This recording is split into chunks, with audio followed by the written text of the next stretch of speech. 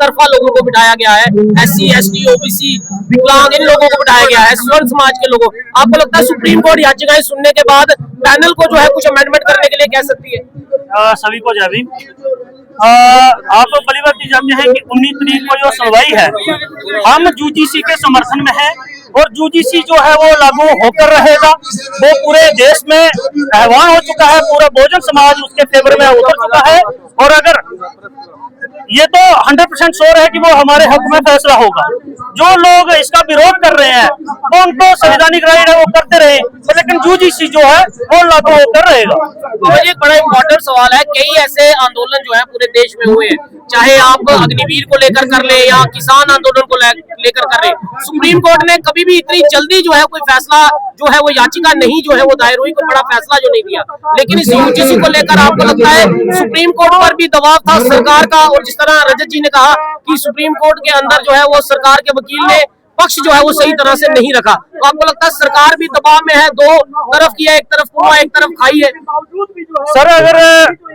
इतनी लंबी देर के बाद अगर सरकार ने कोई हमारे हक में कोई एक्ट लेके आई है तो उसका विरोध कुछ लोग कर रहे हैं, तो उसमें कोई नहीं। पर लेकिन मैं ये कहना चाहता हूँ कि यूजीसी जो है वो लागू होकर रहेगा और जो लोग विरोध कर रहे हैं, मैंने पहले ही कहा कोई बात नहीं, पर लेकिन जो यूजीसी का जो बिल है वो हमारे फेवर में होगा और इसका हम पूरा बहुजन समाज जो है समर्थन करता है। पूरे देश में इसका डंके की चोट पे समर्थन सवाल मैं आपसे करना चाहूंगा, ये जो लोग कह रहे हैं कि SC ST एक्ट या यूजीसी के अंदर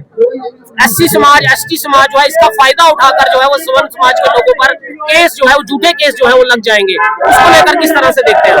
सर समय समय पर हम लोगों को चेक किया जाता है कि बहुजन समाज जो है ये कितना का है, और ये बहुजन समाज 85% पॉपुलेशन है, ये किसी से डरने वाला नहीं है, दबने वाला नहीं है। बाकी रही बात जो है SC ST एट्रोसिटी एक्ट, तो जो आप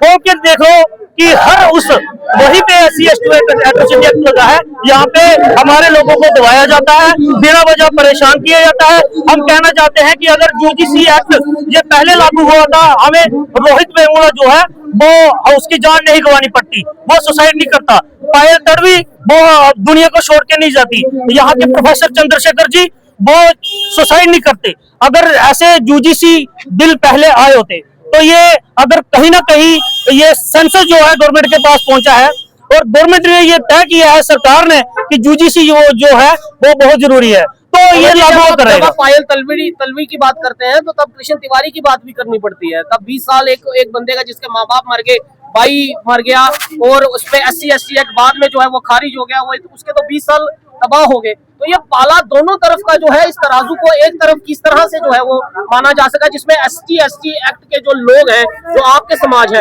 उनके साथ भी कोई बेइंसाफी ना हो और स्वर्ण समाज के साथ भी कोई बेइंसाफी ना हो। देखो सर, यहाँ पे शरेआम घर जलाए जाते हैं और बिलावर के अंदर गाड़ी जलाई जाती है, वहाँ पे SC ST एट्रोसिटी एक्ट बनता था, लगा है और लगेगा। और जहाँ पे हमारे समाज को दबाया जाएगा तो हमारी सेफ्टी के लिए बना है। बहुजन समाज को बिना वजह जाति के नाम पे जो लोग प्रताड़ित करते हैं तो उन लोगों की सेफ्टी के लिए बना है और ये हमारे हक है, हम लेकर रहेंगे, ये मिलकर रहेगा हमें। चलिए, तो आप देखिए यहाँ पर